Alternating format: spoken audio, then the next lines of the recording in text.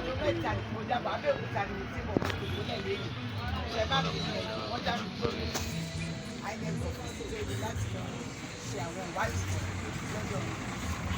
So inú mi dùn láti wà láàrin ní o. Inú mi dùn gan láti wà láàrin. And it's my second visit back to Eri nítorí mo ti rí baálẹ̀ ní December. Mo jẹ fẹ́ sọ kankan tó jẹ́ pé ó jẹ́ kéde tó ṣeé ṣe. À ń ṣe ìpàdé kan ní ilé bàbá Ilérù. Ṣébi ká tí ń sọ tí mo ti fara mi hàn. Tí mo lè dé sọ wípé èmi ni mo dájú láti represent ní Ijebu Central.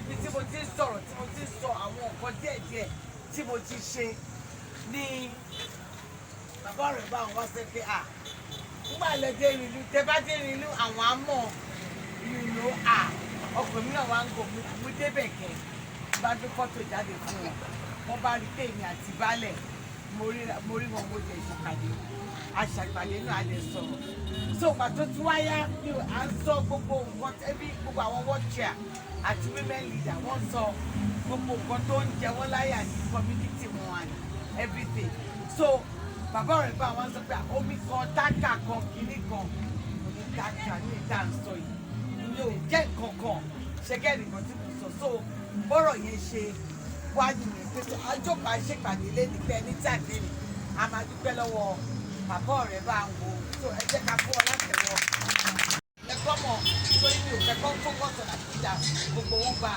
5,000 naira. Àwọn kan tí wà tó ń bí big family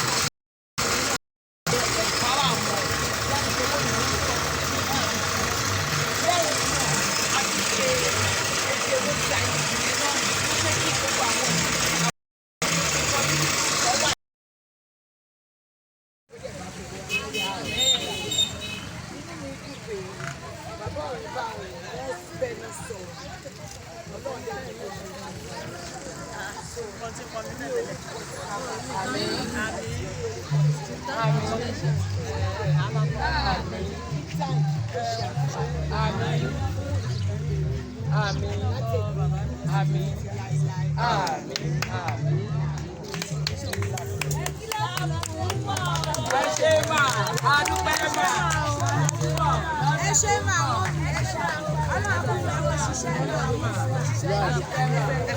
Báńkì yẹn látẹ̀kọ̀.